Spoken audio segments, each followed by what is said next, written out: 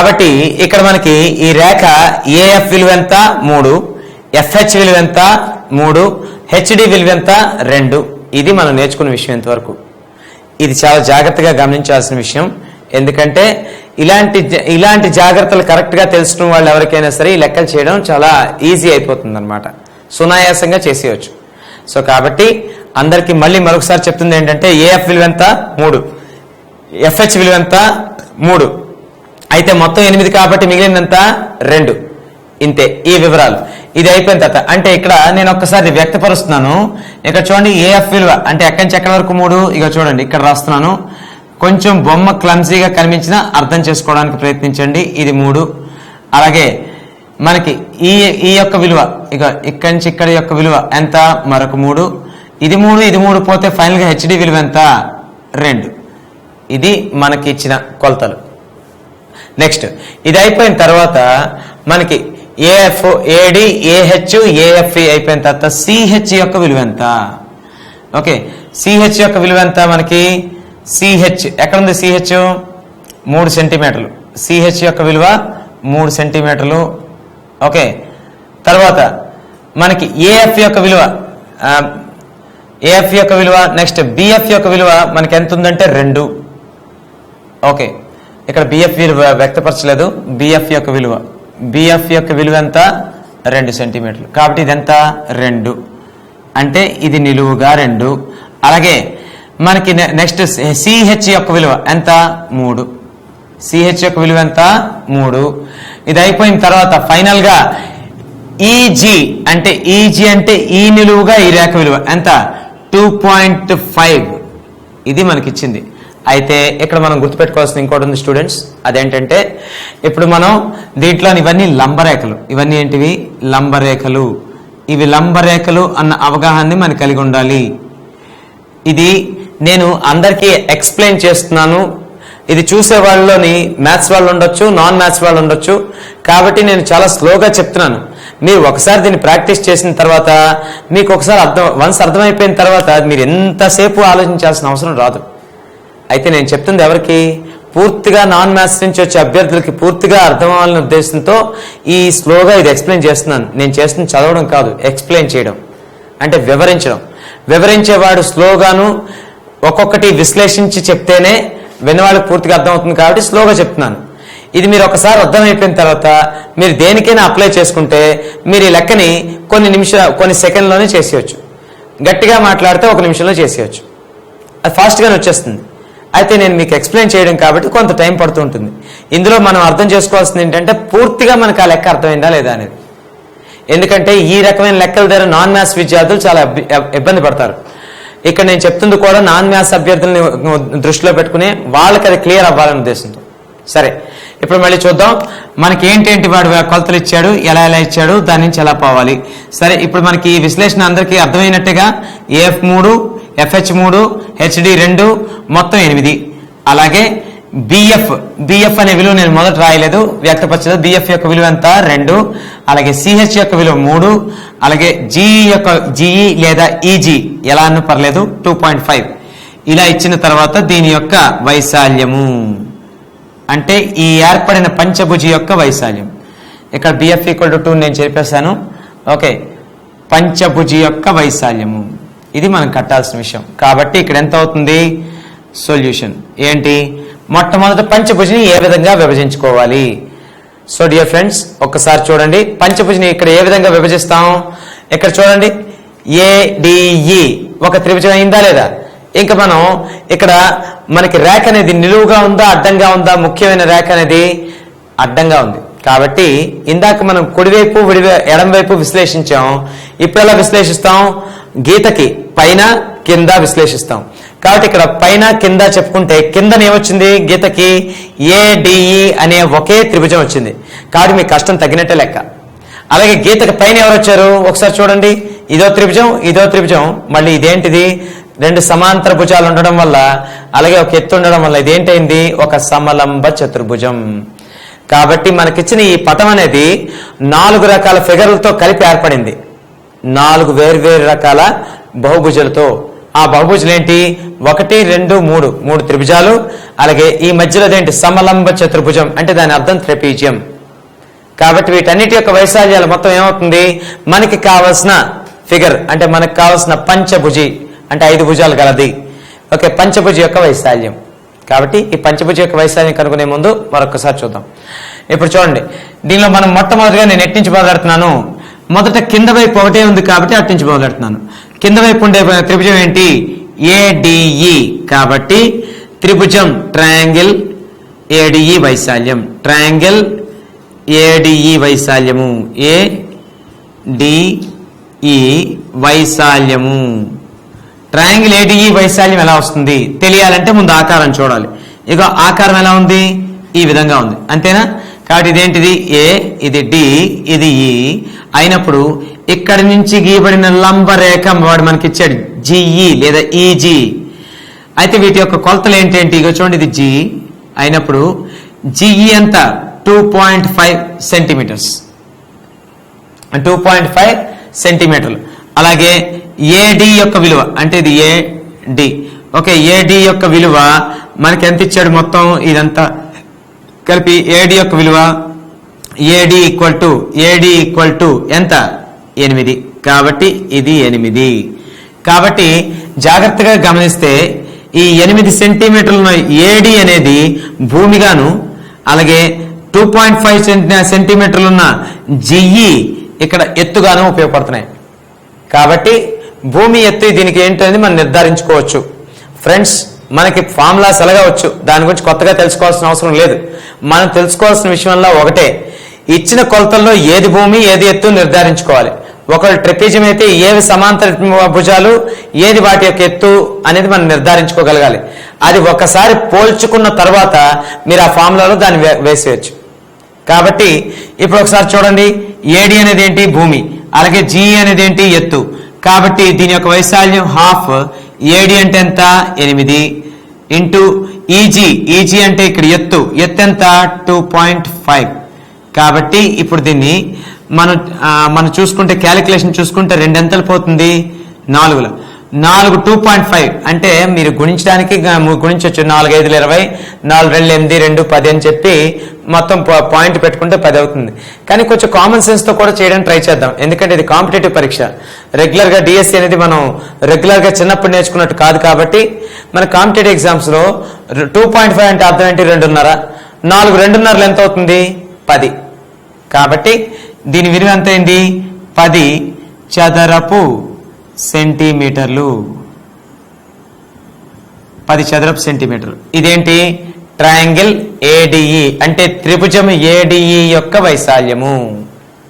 ఒకటోది అయింది. ఇప్పుడు ఎటు నుంచి మొదలెడతాం? ఇటు చూడండి, ఇది ఒక త్రిభుజం ఉందా లేదా? ఇక్కడ ఇది ఒక త్రిభుజం, అదే త్రిభుజం ఏబిఎఫ్. కాబట్టి రెండవది ఏంటి? ట్రయాంగిల్ ఏబిఎఫ్ యొక్క వైశాల్యము. ట్రయాంగిల్ ఏబి యొక్క ఎఫ్ యొక్క వైశాల్యం కావాలనుకుంటే మీరేం చేయాలి? ఏముంది ఇందులోనే, మళ్ళీ దాని యొక్క షేప్ ఒకసారి చూడాలి. అంటే దాని యొక్క ఆకారాన్ని గమనించినట్లయితే మనకు వైశాల్యం ఇమీడియట్ గా వచ్చేస్తుంది. ఇది లంబకోణం, ఇక్కడ ఏఎఫ్ విలువ, అంటే ఇది ఏ, ఇది ఎఫ్, ఇది బి అనుకుంటే ఏఎఫ్ యొక్క విలువ ఎంత ఇచ్చాడు వాడు? 3. అలాగే బిఎఫ్ యొక్క విలువ ఎంత ఇచ్చాడు వాడు? 2. కాబట్టి ఒకసారి జాగ్రత్త గమనించండి ఫ్రెండ్స్, ఇదేంటిది? లంబకోణ త్రిభుజమేనా? లంబకోణ త్రిభుజమే కదా ఇది. లంబకోణ త్రిభుజంలో ఏఎఫ్ ఎలా పనిచేస్తున్నది? భూమిగా. అలాగే బిఎఫ్ ఎలా పనిచేస్తున్నది? బిఎఫ్ ఎలా పనిచేస్తున్నది? ఎత్తుగా. కాబట్టి ఇందులో ఈ త్రిభుజానికి ఇది ఏ త్రిభుజం? ముందుగా లంబకోణ త్రిభుజం. అలాగే లంబకోణ త్రిభుజంలో వాడు ఏమి ఇచ్చాడు కొలతలు? ఏఎఫ్ 3 సెంటీమీటర్లు, అంటే భూమి 3 సెంటీమీటర్లు. అలాగే బిఎఫ్ 2 సెంటీమీటర్లు, అంటే ఏంటి? ఎత్తు 2 సెంటీమీటర్లు. కాబట్టి మన వైశాల్యం ఇక్కడ ఏమవుతుంది? హాఫ్ ఇంటూ భూమి విలువ 3, ఎత్తు విలువ 2. కాబట్టి దీన్ని సింప్లిఫై చేస్తే 2 కొట్టేస్తే మిగిలేదు ఎంత? 3 చదరపు సెంటీమీటర్లు. ఓకే, మనకి ఇక్కడ 2 భాగాలు అయిపోయి. ఒక భాగము అలాగే 2 భాగాలు. దీని తర్వాత మూడో భాగం ఏంటి? చూడండి, మూడో భాగం ముందు అది ఏ షేప్ మనం ముందు నిర్ణయించడం ఎందుకు? దాన్ని చూస్తే మనకి అర్థం అవుతుంది. చూడండి, మూడో షేప్ ఇలా ఉందా లేదా, ఇగో ఇలా ఉందిగా, ఇలా అడ్డంగా FH, అలాగే నిలువుగా 2 గీతలు ఉన్నాయి. నిలువుగా 2 గీతలు అంటే ఈ విధంగా ఈ మాదిరిగా ఉన్నాయి. ఈ మాదిరిగా ఉండేటప్పుడు ఇలాగ ఉన్నది అంతేగా. ఒకసారి చూడండి, ఇది C, ఇది B అయినప్పుడు జాగ్రత్తగా చెప్పండి, ఇది లంబ కోణాలని నేను మీకు ముందే చెప్పాను, లంబ కోణాలని ముందే చెప్పాను. అయితే ఇప్పుడు దీని యొక్క విలువలు ఎంత 3, ఇది 2, అలాగే ఈ పొడవు ఎంత అని చెప్పాను ఇక్కడ 3, అంటే ఇదెంత 3. కాబట్టి ముందు అందరూ జాగ్రత్తగా ఆలోచిస్తే ఇదే ఆకారం. ఇది వరకు నుంచి నేను బేసిక్స్ చెప్పేటప్పుడు కూడా చాలా సందర్భాల్లో చెప్పాను, కానీ మళ్ళీ మరొకసారి రిపీట్ చేస్తున్నాను. ఇందులో ఈ ఒక్క రేఖకి ఈ 2 లంబంగా ఉన్నాయంటే ఈ 2 ఎలా ఉన్నట్టు అర్థం, సమాంతరంగా ఉన్నట్టు అర్థం. ఈ 2 ఎదుటి భుజాలు సమాంతరంగా ఉన్నాయి, మిగిలిన 2 భుజాలు క్రమంగా లేవు. అప్పుడు దాన్ని ఏమని పిలవాలి, సమలంబ చతుర్భుజం లేదా ట్రెపీజియం. కాబట్టి ఇది సమలంబ చతుర్భుజం అవుతుంది.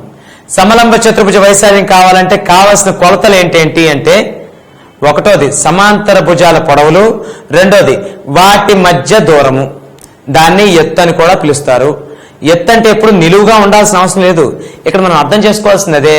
ఎత్తు అంటే ఎప్పుడు నిటారుగా నిలబెట్టి ఇవ్వడు, ఫిగర్ అనేది పక్కకి పడుకోబెట్టి కూడా ఇవ్వచ్చు. అప్పుడు ఆ సందర్భంలో కూడా మీరు అర్థం చేసుకోవాలి. ఇక్కడ 2 సమాంతర భుజాలు, దీన్ని ఇలా తిప్పామనుకోండి, అప్పుడు ఎత్తు అవుతుంది కదా ఇది. కాబట్టి మనకి ఇక్కడ ఈ 2 భుజాలు సమాంతర భుజాలు అయినప్పుడు ఓకే, ఇది ఏంటవుతున్నది, ఎత్తేగా. కాబట్టి మనకి ఇది ట్రెపీజియం లేదా సమలంబ చతుర్భుజం. దీని యొక్క వైశాల్యం ఏంటవుతుంది, ఎత్తు/2 ఇంటూ సమాంతర భుజాల మొత్తము. కాబట్టి ఎత్తు ఎంత 3, సమాంతర భుజాలు ఏంటి 2, 3. కాబట్టి మనం ఇక్కడ ఏం రాయొచ్చు, ట్రెపీజియం. చూడండి, ట్రెపీజియం ఏంటది, ట్రెపీజియం పేరేంటి, FHCB లేదా BCHF. Okay, BCHF, trapezium BCHF యొక్క వైశాల్యం ఎంతని చెప్పాను ఇప్పుడే, ఎత్తు/2. ఎత్తు యొక్క విలువ ఎంతని చెప్పాను, 3/2 ఇంటూ A+B. ఏ అంటే విలువ ఎంత అన్నావు, సమాంతర భుజాలు మొత్తం అంటే 2 + 3. సో ఫ్రెండ్స్ ఇప్పుడు ఏమవుతుంది, 3 × 5/2 అంటే ఎంత, 15/2 అంటే ఎంత అవుతుంది ఫ్రెండ్స్, 7.5 వైశాల్యం. కాబట్టి చదరపు సెంటీమీటర్లు. ఇది దాని యొక్క దాని యొక్క అంటే ట్రెపీజియం యొక్క వైశాల్యం. మనకి ఈ మొత్తం పంచభుజం అనేది 4 భాగాలుగా విడిపోయింది. ఆ 4 భాగాల్లో 3 భాగాల గురించి ఆల్రెడీ చెప్పేశాం. ఏంటంటే త్రిభుజం ADE, అలాగే త్రిభుజం AFB లేదా ABF ఏదనుకున్నా పర్వాలేదు, అలాగే ట్రెపీజియం BCHF. ఇంకా మిగిలిందల్లా ఒక త్రిభుజం మిగిలింది. ఏంటా త్రిభుజం, CHD. కాబట్టి ఇప్పుడు మనం నెక్స్ట్ కట్టబోయేది ఏంటి, ట్రయాంగిల్ అంటే త్రిభుజం CHD వైశాల్యం. త్రిభుజం CHD యొక్క వైశాల్యం అంటే ఏమవుతుంది మనకి ఇక్కడ చెప్పండి. త్రిభుజం CHD యొక్క వైశాల్యం కావాలంటే దాని షేప్ ఒకసారి చూడాలి. ఇక ఈ విధంగా ఉందా లేదా చూడండి, ఇక్కడ లంబకోణం ఉందా లేదా చెప్పండి. హెచ్డి యొక్క విలువ ఎంత 2, అలాగే CH యొక్క విలువ ఎంత 3. ఇక్కడ భూమిగా 2 ఉంటే ఎత్తుగా ఎంత ఉంది, 3 ఉంది.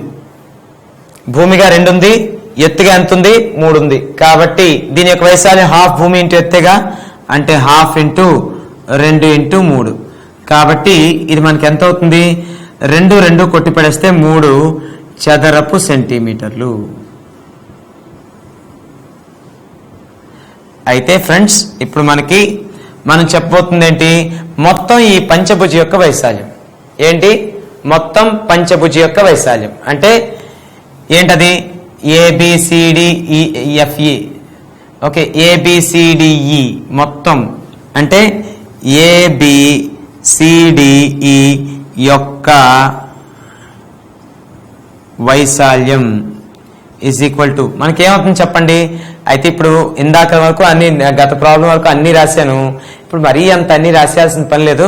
ఇక్కడ ADE వైశాల్యం ప్లస్ అంటే త్రిభుజం ADE వైశాల్యం ప్లస్ త్రిభుజం ABF వైశాల్యం ప్లస్ ట్రెపీజియం లేదా సమలంబ చతుర్భుజం BCHF అంటే దీని యొక్క వైశాల్యం ప్లస్ త్రిభుజం సిహెచ్డి అంటే ఈని వైశాల్యం అన్ని కలిపితే ఏమైంది, ఈ పంచభుజం యొక్క వైశాల్యం అయింది. కాబట్టి ఇక్కడ మనకి దీని వైశాల్యం ఎంత 10, దీని వైశాల్యం ఎంత 3, దీని వైశాల్యం ఎంత 7.5,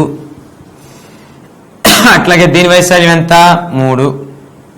అంటే ఫైనల్ గా 10, 3, 7.5, 3 అన్ని కలుపుగా ఎంత వస్తుంది అంటే చూడండి, ఇదంతా 7 + 3 3 + 7.5 అంటే 10.5, 10.5 + 10 ఎంత అవుతుంది, ఇది 10.5, ఇది 10, 20.5, 20.5 + 3 23.5 చదరపు సెంటీమీటర్లు.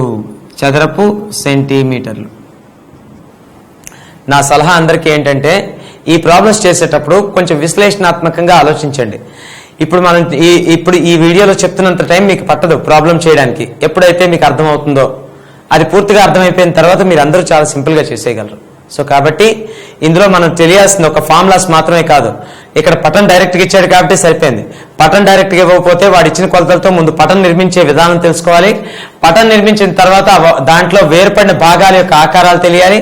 ఆ ఆకారాలకు సంబంధించిన సూత్రాలు తెలియాలి. ఆ సూత్రాల్లో మనకి ఇచ్చిన విలువలు ప్రతిక్షేపించి వేరు భాగాల యొక్క వైశాల్యాలు ముందు కట్టి వాటన్నిటి యొక్క వైశాల్యాలు మొత్తమే మనకు కావాల్సిన ఈ క్షేత్రం అనగా ఇక్కడ ఈ పటంలో పంచభుజ యొక్క వైశాల్యం. ఈ విధంగా మీరు ఆలోచించాలి.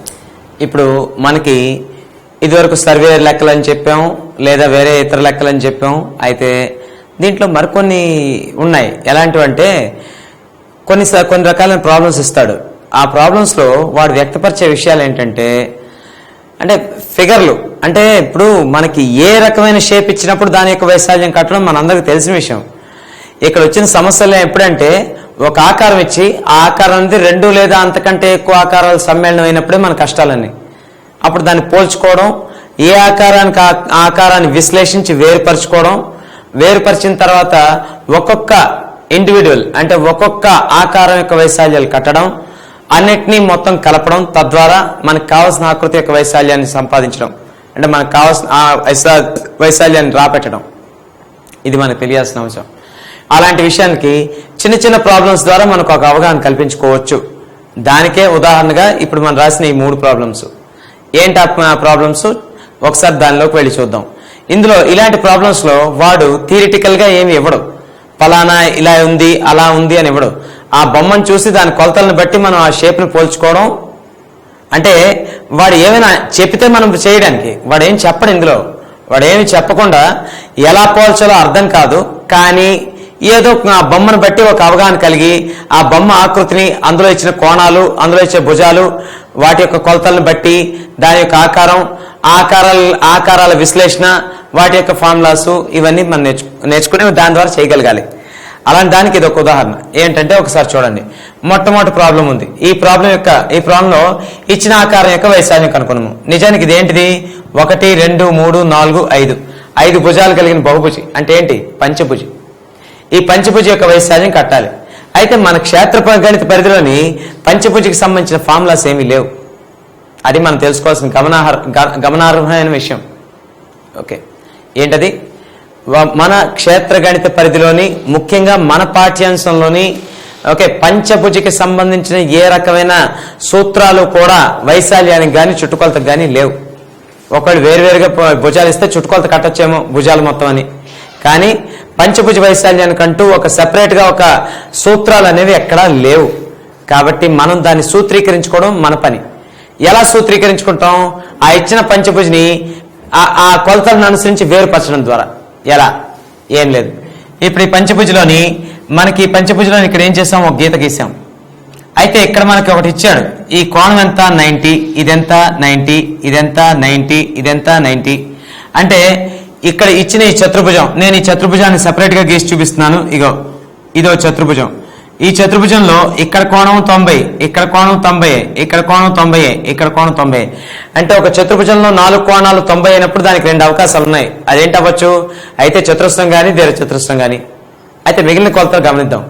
ఇప్పుడు దీంట్లో చూడండి, ఇది 4, అలాగే ఇది 4. పక్క భుజాలు అంటే ఆసన్న భుజాలు ఎలా ఉన్నాయి, సమానంగా ఉన్నాయి. అంటే ఆసన్న భుజాలు సమానంగా ఉండి 4 కోణాల విలువలు సమానంగా ఉన్నాయి అంటే 90 degrees. అంటే దాని అర్థం ఏంటి? 4 కోణాలు సమానం, ఒక్కొక్కటి 90 degrees. అలాగే పక్క భుజాలు, ఆసన్న భుజాలు సమానంగా ఉంటే అటువంటి చతుర్భుజాన్ని ఏమంటాం? చతురస్రం అంటాం. అంటే మొట్టమొదటి లెక్క చేయడానికి మనం పోల్చుకోవాల్సింది ఏంటంటే ఇచ్చిన పంచభుజలో ఈ చతుర్భుజం అనేది ఒక చతురస్రాన్ని సూచిస్తున్నది అని మనం తెలుసుకోవాలి. కాబట్టి చతురస్రాన్ని సూచిస్తుందని తెలిసిపోయిన తర్వాత ఇంకా మనం ఈ వైశాల్యం కట్టడం ఈజీ. అయితే తర్వాత ఇంకొకటి ఏంటంటే ఇప్పుడు మనకి అందరికీ తెలుసుకోవాల్సిన విషయం ఇంకోటి ఉంది. ఏంటి అదంటే ఇక్కడ మనకి ఈ పంచభుజలో ఒక భాగం చతురస్రం అయింది, దాని వైశాల్యం కట్టడం మీకు తెలుసు. దీని తర్వాత ఇంకొకటి ఏంటంటే ఇది ఏబిసి అనేది ఏంటవుతుంది? త్రిభుజం. అంటే మనం ఇప్పుడు ఏం చేయాలి? ఈ చతురస్ర వైశాల్యం మరియు ఈ త్రిభుజ వైశాల్యాలు మొత్తాన్ని కట్టాలి. ఎందుకు? మనకి పంచభుజ అనేది ఈ చతురస్రం మరియు త్రిభుజాలను కలిపి ఏర్పడింది కాబట్టి. అంటే దాని అర్థం ఏంటి? చతురస్రం మరియు త్రిభుజాల యొక్క కలయికే ఆ పంచభుజి. కాబట్టి ఆ పంచభుజ వైశాల్యం కట్టాలంటే మొదటి చతురస్ర వైశాల్యం, తర్వాత త్రిభుజ వైశాల్యం కట్టాలి. అయితే చతురస్ర వైశాల్యం అంటే భుజం తెలుసు కాబట్టి భుజము స్క్వేర్. అయితే త్రిభుజానికి కావాల్సిన కొలతలు కావాలి కదా. అంటే త్రిభుజానికి కావాల్సిన కొలతలు ఉన్నాయేంటి? అక్కడ లేదు. కాబట్టి త్రిభుజానికి కావాల్సిన కొలతలు ఏంటి చూద్దాం. ఇప్పుడు త్రిభుజానికి కావాల్సిన కొలతలు ఏంటి కావాలి మనకి? ఒకటోది మనకి హెరాన్ సూత్రం ప్రకారం చేయాలంటే s × s - a × s - b × s - c under square root. కానీ ఇక్కడ అది దానికి లేదు. ఇక్కడ మనకి త్రిభుజానికి సంబంధించిన ఫార్ములాస్ లో మనకున్నదల్లా ఒకటే, భూమి ఎత్తు ఇస్తేనే మనం కట్టగలం ఇప్పటి వరకు ఉన్న సమాచారం ప్రకారం. అంటే ఇప్పటి వరకు 8వ తరగతి వరకు మనం నేర్చుకున్న ఫార్ములాస్ అన్నిటిని బట్టి మనం కట్టగలిగే త్రిభుజ వైశాల్యం ఒకటే. అదేంటది? అయితే లంబకోణ త్రిభుజ వైశాల్యం లేదా లంబకోణ సమద్విబాహు త్రిభుజ వైశాల్యం లేదా ఎలాంటి త్రిభుజానికైనా భూమి ఎత్తు ఇచ్చినప్పుడు దాని వైశాల్యం. ఇదే మనం కట్టగలిగాం ఇంతవరకు. అంటే ఇప్పుడు కూడా అలాంటిది ఏదైనా దొరికితేనే కట్టగలం, భూమి ఎత్తులు లభిస్తేనే. భూమి ఎత్తులు లభించకపోతే మనం కట్టలేం. ఎందుకంటే దీనిలో రకరకాలు ఉండొచ్చు కాక, కానీ మనం ఎంతవరకు నేర్చుకోలేదు కాబట్టి మనం ఇప్పుడు కట్టడానికి దానికి ఏంటి కావాలి? ఎత్తు, భూమి కావాలి.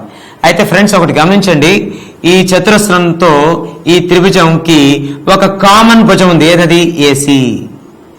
ఏసీ అనేది త్రిభుజానికి భుజం అవుతున్నది, అలాగే చతురస్రానికి భుజం అవుతుంది. అంటే చతురస్ర భుజాలన్నీ ఎలా ఉంటాయి? సమానంగా ఉంటాయి. ఇది అందరికీ తెలిసిన విషయమే. కాబట్టి త్రిభుజం యొక్క భూమి ఇచ్చినట్టేనా కాదా? చూడండి, త్రిభుజం యొక్క భూమి 4 ఇచ్చినట్టేగా. ఎందుకంటే చతురస్ర భుజం, అలాగే చతురస్ర భుజం మరియు త్రిభుజం యొక్క భూమి ఒకటే, ఏకీభవించాయి కాబట్టి అది 4. దాని తర్వాత మనకి ఇక్కడ ఎత్తు కావాలి. ఎత్తు కావాలంటే ఇదిగో వీడు ఇంకోటి ఇచ్చాడు. ఏంటని చూడండి, ఈ మొత్తం ఎత్తు అంటే అర్థం ఏంటి? ఇక్కడి నుంచి ఇక్కడ వరకు అని అర్థం. ఇగో చూడండి, ఇలాగా అందరూ ఈ వీడియోలో గమనించాల్సిన విషయం, నా వేలుని చూడాలి. ఇక చూడండి, ఇది ఇలా ఇచ్చాడు 6 సెంటీమీటర్లు. 6 సెంటీమీటర్లు అంటే దాని అర్థం ఏంటి? ఇలా 6 సెంటీమీటర్లు. ఈ పొడవంతా 6 సెంటీమీటర్లు. చూడండి అందరూ, ఇదంతా ఎంత? 6 సెంటీమీటర్లు ఇక్కడి నుంచి ఇక్కడ వరకు. అయితే ఇది 6 సెంటీమీటర్లు అయినప్పుడు మనకు మొత్తం 6 సెంటీమీటర్లు అంటే ఇప్పుడు ఒకసారి చూడండి, నేను ఇలా గీస్తున్నాను. ఇది 4. ఇప్పుడు చూడండి, ఇలా గీస్తున్నాను. ఇదంతా 6 సెంటీమీటర్లు. అందులో ఇక్కడ వరకు ఈ పొడవను దేని సమానంగా ఉంటుంది? 4 సెంటీమీటర్లు సమానం ఉంటుంది. అంటే ఇది 4. 6 సెంటీమీటర్లో ఇక్కడ వరకు 4 ఉంటే కనుక ఇది ఎంత విస్తరించిందని అర్థం? 2 సెంటీమీటర్లు. ఎంత? 2. కాబట్టి ఈ లంబము యొక్క కొలత చూడండి, ఈ లంబము యొక్క కొలత ఎంత? 2 సెంటీమీటర్లు. అంటే దీన్ని బట్టి మీకు అర్థం అవుతుంది ఏంటి? దీని యొక్క భూమి ఎత్తు డైరెక్ట్గా ఇచ్చినట్ట, ఇండైరెక్ట్గా ఇచ్చినట్ట? ఇచ్చాడు, కానీ మొత్తం ఎత్తు ఇచ్చాడు, చతురస్ర భుజం ఇచ్చాడు. మొత్తం ఎత్తు ఇచ్చాడు, చతురస్ర భుజం ఇచ్చాడు. అంటే త్రిభుజం యొక్క భూమి ఇచ్చినట్టేగా. వాడు ఇవ్వకపోయినా ఇండైరెక్ట్గా ఇచ్చినట్టే. మనం వాడిచ్చిన సమాచారం నుంచి కనుక్కున్నాం. కాబట్టి ఎంత వచ్చింది? 2 ఎత్తు, భూమి ఎంత? భూమి అనేది 4. కాబట్టి మనకి ఇక్కడ మనకిచ్చిన 2 అంటే చతురస్రం మరియు త్రిభుజం యొక్క కలయిక వల్ల ఏర్పడిన పంచభుజ యొక్క ఆకారంలో త్రిభుజం యొక్క కొలతలు తెలుసు, చతురస్రం యొక్క కొలతలు తెలుసు. మరి ఆ సందర్భంలో మనం వైశాల్యం కట్టగలం కదా? కట్టేయచ్చు. ఏ విధంగా కడతాం ఒకసారి చూడండి. మనకి పంచభుజి అంటే ఇచ్చిన పంచభుజి ఆకారం యొక్క వైశాల్యం, ఓకే, మనకి ఫలిత వైశాల్యం అంటే ఏంటి? ABCDE అంటే ABCDE వైశాల్యం ఈజ్ ఈక్వల్ టు మనం ఏం చెప్పచ్చు? ఏ త్రిభుజం అది? త్రిభుజం ఏబిసి వైశాల్యం అంటే ట్రయాంగిల్ ఏబిసి వైశాల్యం ప్లస్ ఏంటి చతురస్రం ఏసిడిఈ వైశాల్యం, చతురస్రం ఏసిడిఈ వైశాల్యం, చతురస్రం ఏసిడిఈ వైశాల్యం అంటే ట్రయాంగిల్ ఏబిసి వైశాల్యం ఏంటవుతుంది? హాఫ్ భూమి ఇంటూ ఎత్తు, అంతేగా? అంటే హాఫ్ ఇంటూ ట్రయాంగిల్ ఏబిసి యొక్క వైశాల్యం ఎంత? హాఫ్ భూమి, భూమి ఎంత? 4, ఎత్తు ఎంత? 2. ఇది వరకే వేరే చేసి చూసాం. అంటే ఎంత? Half into 4 into 2 plus చతురస్ర ACDE వైశాల్యం. ఏసిడిఈ యొక్క వైశాల్యం కాబట్టి ఏసిడిఈ భుజం తెలియాలి. ఏసిడిఈ యొక్క భుజం ఎంత? 4. కాబట్టి భుజము స్క్వేర్ 4 స్క్వేర్ దాని వైశాల్యం. మీరు జాగ్రత్తగా గమనిస్తే ఇది 4, 2కు 2 కొట్టుకుపోతే ఇది 4, ఇది 4 స్క్వేర్ అంటే ఎంత అవుతుంది? 16. 4 ప్లస్ 16 ఎంత? 20. అంటే దాని యొక్క వైశాల్యం, ఈ ఫలిత వైశాల్యం మనకి ఎంత అయినట్టు ఇక్కడ? 20 చదరపు సెంటీమీటర్లు. కాబట్టి అందరూ ప్రారంభ స్థాయిలో ఉన్న వాళ్ళందరికీ నా సలహా ఏంటంటే, ఎప్పుడైనా సరే ఈ క్షేత్రగణితం నేర్చుకునేటప్పుడు మీరు ఈ క్షేత్రగణితంలో డైరెక్ట్గా ఒకే ఆకారం ఇస్తే ఫార్ములా పెట్టి అలాగే చేస్తారు. కానీ ఇక్కడ ఒకే ఆకారం కాకుండా 2 ఆకారాల కలయికగా ఇచ్చాడు. ఇదివరకు సర్వే ప్రాబ్లమ్స్లో కూడా అదే ఇచ్చాడు. కాబట్టి 2 ఆకారాల కలయిక జరిగేటప్పుడు వాటికి సంబంధించిన కొలతలను ఎలా రాబట్టాలి, ఆకారాల యొక్క వైశాల్యాలు కట్టాలి, వాటి యొక్క మొత్తం ఇచ్చిన తలం యొక్క వైశాల్యంగా నిర్ణయించాలి. ఇది ఒకటి.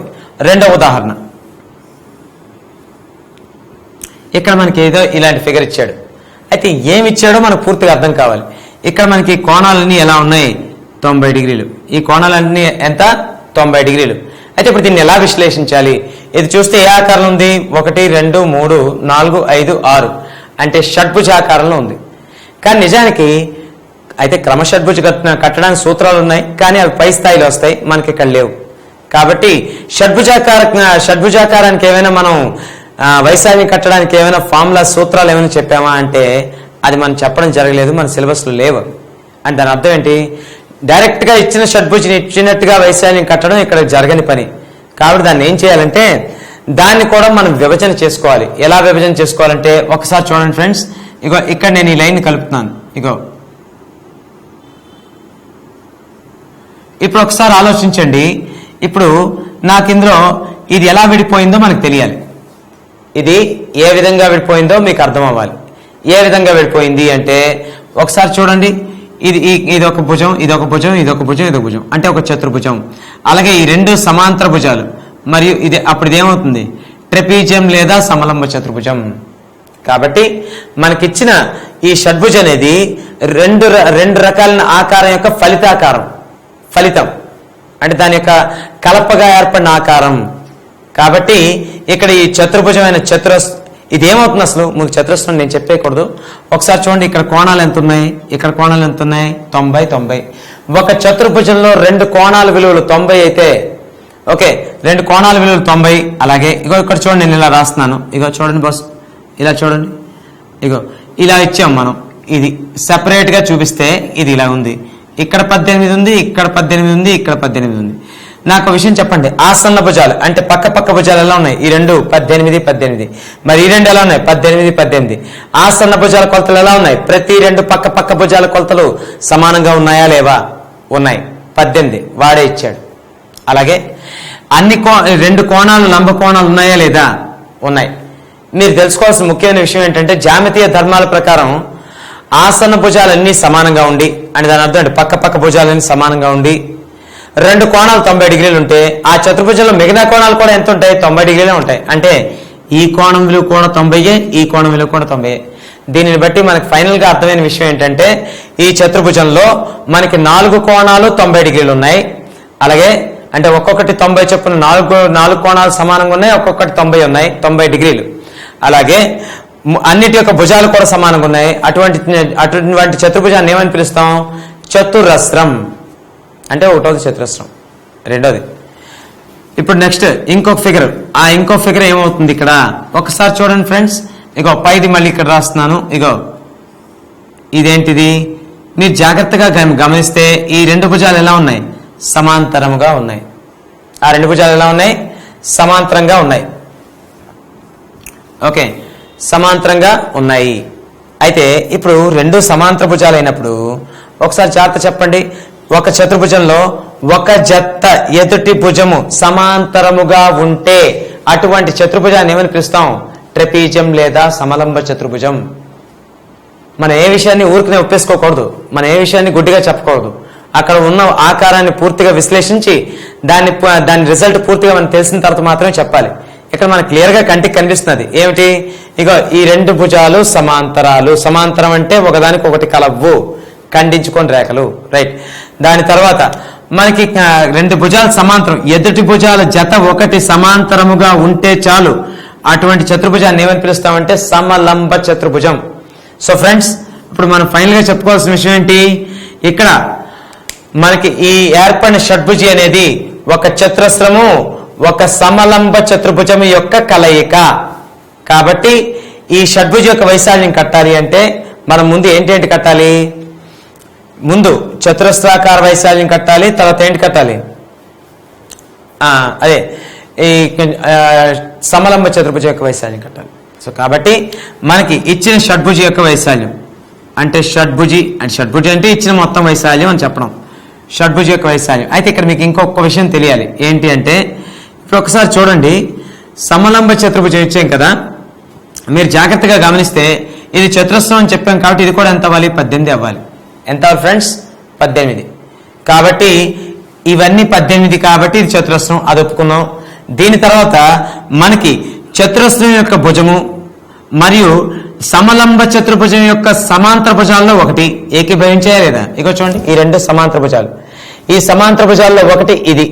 ఈ భుజం చతురస్ర భుజంతో ఏకీభవించింది. అంటే చతురస్రానికి ట్రెపీజియంకి కామన్ భుజం 18. కాబట్టి ఈ భుజం యొక్క విలువ ఎంత? 18.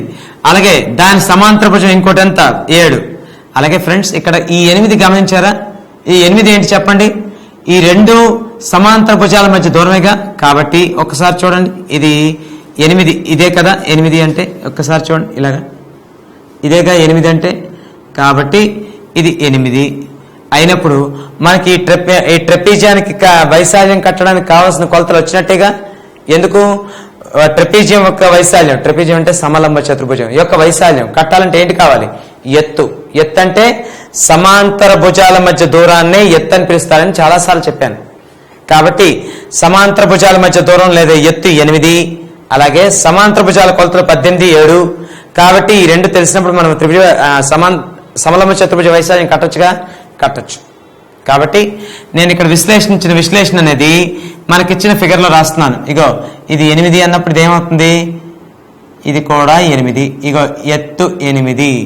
కాబట్టి మనకి షడ్భుజి యొక్క వైశాల్యం కట్టాలంటే ఏంటంటే కట్టాలి? చతురస్ర వైశాల్యం ప్లస్ ట్రెపీజియం వైశాల్యం. చతురస్ర వైశాల్యం ప్లస్ ట్రెపీజియం. ట్రెపీజియం అంటే తెలుగు టర్మ్ ఏంటి? సమలంబ చతుర్భుజం. ట్రెపీజియం వైశాల్యం. కాబట్టి చతురస్ర వైశాల్యం ఏంటి? చతురస్ర వైశాల్యం భుజం తెలుసు కాబట్టి భుజము స్క్వేర్. ఇగో ఇక్కడ రాస్తున్నాను 8 స్క్వేర్ ప్లస్ ఇక్కడ మనకి సమలంబ చతుర్భుజ వైశాల్యం కావాలంటే ఏంటి కావాలి? సమాంతర భుజాల కొలతలు. ఇగో సమాంతర భుజాల్లో ఒకటి 18, అటువైపు 7, వాటి మధ్య దూరము లేదా ఎత్తు 8 తెలిసినప్పుడు మనం సమలంబ చతుర్భుజ వైశాల్యం ఏంటవుతుంది? ఎత్తు బై 2 ఇంటూ సమాంతర భుజాలు మొత్తము. ఎత్తు బై 2 అంటే ఎంత? ఎత్తు 8, 8/2 ఇంటూ సమాంతర భుజాలు మొత్తము. సమాంతర భుజాలు ఏంటి? 7, 18. అంటే ఇక్కడ 7, ఇక్కడ 18. కాబట్టి ఇది ఎంత అవుతుంది? 2తో కొట్టేస్తే 2 4. కాబట్టి 8 8 ఎంత? 64 ప్లస్ ఇక్కడ 4 ఇంటూ 7 ప్లస్ 8 ఎంత ఫ్రెండ్స్? 7 ప్లస్ 8 25 కదా. కాబట్టి 25. కాబట్టి ఇక్కడ ఎంత అవుతుంది? 64 ప్లస్ 25 4 ఎంత? 100. అంటే 100 ప్లస్ 64 ఎంత? 164. ఇది మొత్తం వైశాల్యం అనమాట. కాబట్టి వైశాల్యాన్ని దేనిలో సూచించాలి? చదరపు యూనిట్లు. కాబట్టి చదరపు సెంటీమీటర్లు. కాబట్టి దీని యొక్క వైశాల్యం ఇలా వచ్చింది. అందరికీ అర్థమైంది అనుకుంటున్నాను. దీని తర్వాత మనం మూడో దానికి వెళ్తాం. మూడో విషయంలో మనకి ఏంటేంటి ఇచ్చాడో గమనిద్దాం. ఓకే, ఒకసారి చూడండి ఫ్రెండ్స్, ఇక్కడ మనకి 28 ఇచ్చాడు. ఓకే, దీని యొక్క పొడవు 20 ఇచ్చాడు. ఓకే, ఇది 28 ఇచ్చి దీని యొక్క పొడవు 20 ఇచ్చాడు, ఇది 15 ఇచ్చాడు. జాగ్రత్తగా మీరు గమనించినట్లయితే ఇవన్నీ కోణాలు ఎంతెంత, ఒక్కొక్కటి 90 డిగ్రీలు, ఇవన్నీ ఎంతెంత 90 డిగ్రీలు. అంటే ఇప్పుడు మనం ఈ చతుర్భుజాన్ని మాత్రం విశ్లేషిద్దాం. ఈ చతుర్భుజాన్ని విశ్లేషిస్తే ఇక ఒక్కసారి జాగ్రత్త చూడండి, ఇలా ఇచ్చాడు. ఇందులో మనకి ఎంత, మనకి చూడండి ఇది 20 ఉన్నది. ఇగో ఇవన్నీ కోణాలు ఈ రెండు లంబ కోణాలు ఉన్నాయి, ఇది 15 ఉన్నాయి. ఒక చతుర్భుజంలో ఆసన్న భుజాలు సమానంగా లేవు. ఆసన్న భుజాలు సమానం. ఆసన్న అంటే ఏంటి అర్థం? పక్క పక్కనే. ఇగో చూడండి, ఈ భుజం పక్కన ఏమొస్తుంది? వెంటనే ఈ భుజం వస్తుందా లేదా? ఈ భుజం పక్కన ఈ భుజం లేదా ఈ భుజం సమానంగా ఉన్నాయా? లేవు. కోణాలు 90 ఉన్నాయి. అంటే మిగతా కూడా ఎంత ఉంటాయి? 90లే ఉంటాయి. అంటే కోణాలన్నీ 90లే, కానీ పక్క పక్క భుజాలు సమానంగా లేవు, కానీ ఎదుటి భుజాలు సమానంగా ఉంటాయి. అంటే అటువంటి చతుర్భుజాన్ని ఏమని పిలుస్తాం? కోణాలన్నీ 90 డిగ్రీలే, ప్రతి ఒక్క కోణం విలువ 90 డిగ్రీలు, మరియు ఒక పక్క పక్క భుజాలు సమానంగా లేవు, కేవలం ఎదురు భుజాలు మాత్రమే సమానంగా ఉన్నాయి. అప్పుడు అటువంటి పటాన్ని ఏమని పిలుస్తాం? దీర్ఘ చతురస్రం అని పిలుస్తాం. అంచేత మనకి ఇక్కడ ఇచ్చిన పటంలో ఇది దీర్ఘ చతురస్రం. ఎందుకు దీర్ఘ చతురస్రం? ఒకసారి చూడండి ఫ్రెండ్స్, ఇప్పుడు మనం ఏం చెప్పాం? ఒకసారి చూడండి, ఇది 20, ఇది లంబకోణం, ఇది 15, ఇది దీర్ఘ చతురస్రం. ఈ దీర్ఘ చతురస్రం అయినప్పుడు కోణాలన్నీ ఎంత ఉంటాయి? 90 డిగ్రీలు ఉంటాయి. మనం చెప్పినట్టుగా ఈ మొత్తం విలువ అంటే ఇక్కడి నుంచి ఇగో చూడండి, ఇలా గీస్తున్నాను డాటెడ్ లైన్స్. ఇగో ఇక్కడి నుంచి ఈ లంబం మొత్తం ఇక్కడ లంబంగా ఉంటుంది, ఇక్కడ లంబంగా ఉంటుంది. దీని యొక్క మొత్తం కొలత ఎంత? 28 ఇచ్చాడు. మొత్తం కొలత ఎంత? 28. మొత్తం కొలత 28 అయినప్పుడు మనకి ఇక్కడ నుంచి ఇది దీర్ఘ చతురస్రం కాబట్టి ఎదురు భుజాలు సమానంగా ఉంటాయి, ఉండవా? ఉంటాయి. అలాంటప్పుడు ఇక్కడ ఇది కూడా ఎంత? 20. అయితే ఫ్రెండ్స్ ఒకసారి చూడండి, ఇది 20 అయినప్పుడు మరి ఇక్కడ కూడా ఎంత అవుతుంది? 20గా. అయితే మీరు అబ్జర్వ్ చేయాల్సింది ఏంటంటే ఈ మొత్తం 28 అంటే ఈ మొత్తం 28, ఇక్కడ నుంచి ఇగో ఇది చూడండి, ఈ మొత్తం ఎంత? 28, ఇక్కడ వరకు 20, అంటే ఇదెంత అవ్వాలి? 8. అప్పుడు నేను ఒకసారి పక్కకి తీసుకుని చూపిస్తాను ఈ బొమ్మని. ఓకే, ఇప్పుడు జాగ్రత్త చూడండి, ఇది ఒక 4 సెంటీమీటర్లు అనుకుందాం. ఓకే, ఈఎఫ్ అనేది 4 సెంటీమీటర్లు. అలాగే ఇది దీర్ఘ చతురస్రం యొక్క ఒక భుజం మరియు ఈ చతుర్భుజం యొక్క ఒక భుజం ఏకీభవించాయి. అంటే ఈ దీర్ఘ చతురస్రం ఇది 15 అయితే మరి ఇటుపక్కది కూడా ఎంత అవ్వాలి? 15 అవ్వాలి. అంటే జాగ్రత్తగా మీరు విశ్లేషిస్తే ఇక్కడ ఏర్పడిన రెండో చతుర్భుజం ఏ రకంది అంటే ఒకసారి చూడండి, ఇది ఏ రకమైన చతుర్భుజం వచ్చింది? ఇక్కడ ఈ రెండు భుజాలు సమాంతరం అంటే ఇది ట్రెపీజియం. మళ్ళీ సమలంబ చతుర్భుజం, ఇది మళ్ళీ ఏంటి? సమలంబ చతుర్భుజం. ఈ సమలంబ చతుర్భుజ వైశాల్యం కావాలంటే ఇక చూడండి, ఇది ఎత్తేగా, ఇది ఎత్తు అంటే లంబముని ఎత్తు అని అంటాం. ఇది 8. అలాగే ఇక్కడ ఎంత ఇచ్చాడు? ఈ భుజం కొలత 4. అలాగే ఈ భుజం కొలత ఎంత ఇచ్చాడు? 15. అంటే ట్రెపీజియం కావాల్సిన వైశాల్యానికి కావాల్సిన కొలతలు వచ్చినట్టుగా. ఏంటంటే కొలతలు సమాంతర భుజాల పొడవులు, వాటి మధ్య లంబ దూరం లేదా ఎత్తు ఇచ్చేసాడు, అంటే ట్రెపీజియం. అంటే ఫ్రెండ్స్ మీరు అర్థం చేసుకోవాల్సిన విషయం ఏంటంటే ఈ ఇచ్చిన కొలతలోని మనకిచ్చినవి ఏంటి అంటే ఒకటోది దీర్ఘ చతురస్రం, రెండోది సమలంబ చతుర్భుజం యొక్క కలయిక. కాబట్టి ఈ మొత్తం షడ్భుజం యొక్క వైశాల్యం ఓకే కనుక్కోవాలి అంటే మనకేంటి కావాలని అర్థం? ఒకటోది దీర్ఘ చతురస్ర వైశాల్యం, రెండోది సమలంబ చతుర్భుజ వైశాల్యం. కాబట్టి ఇక్కడ మనం కట్టబోతుంది అదే. ఏంటది? ఒక్కసారి ఇక్కడ గమనించండి. ఏంటది? మొత్తం షడ్భుజ యొక్క వైశాల్యం. షడ్భుజ ఏ షడ్భుజ? అది పేరు ఒకరు పెడితే ABCDEF. కాబట్టి ABCDEF యొక్క వైశాల్యం అంటే 6 భుజాలు కదా, 1 2 3 4 5 6. కాబట్టి షడ్భుజ అని చెప్పా. యొక్క వైశాల్యం ఈజ్ ఈక్వల్ ఏంటి మనకి? ట్రెపీజియం లేదా సమలంబ చతుర్భుజ వైశాల్యం. ట్రెపీజియం వైశాల్యం ప్లస్ ఏంటి? దీర్ఘ చతురస్ర వైశాల్యం. దీర్ఘ చతురస్ర వైశాల్యం ఇది మనకు కట్టవలసిన విషయం. అయితే ఇప్పుడు చెప్పండి, ట్రెపీజియం వైశాల్యం కట్టాలంటే ఎలా కడతాం? ఇప్పుడే చెప్పాను. సమాంతర భుజాల కొలతలు 4, 15, వాటి ఎత్తు 8. కాబట్టి ఎంత అవుతుంది? చూడండి ఇక్కడ కడుతున్నాను. ట్రెపీజియం వైశాల్యం ఎంత? 8/2 ఎత్తు 8 కదా, 8/2 ఇంటూ సమాంతర భుజాల కొలతలు 4 + 15. అలాగే దీర్ఘచతురస్ర వైశాల్యం ఏంటి? పొడవు ఇంటూ వెడల్పు. ఇది అందరికీ తెలిసిన విషయమే, చాలా చిన్న విషయం. ఏంటిది? దీర్ఘచతురస్రం యొక్క పొడవు ఇక్కడ ఎంత ఇచ్చాడు? 20, వెడల్పు ఎంత ఇచ్చాడు? 15. కాబట్టి ఎంత? 20, 15, 15, 20. కాబట్టి 20 × 15. కాబట్టి ఫ్రెండ్స్ 2 ఎన్నిసార్లు పోతుంది? 4 సార్లు. 4 × 15 + 4 19, 4 × 19 ప్లస్ 15 × 2 ఎంత? 30, 15 20 ఎంత? 300. అంటే ఇప్పుడు 19 4 ఎంత? 10 4 40, 9 4 36, అంటే 76. అంటే 76 ప్లస్ 300.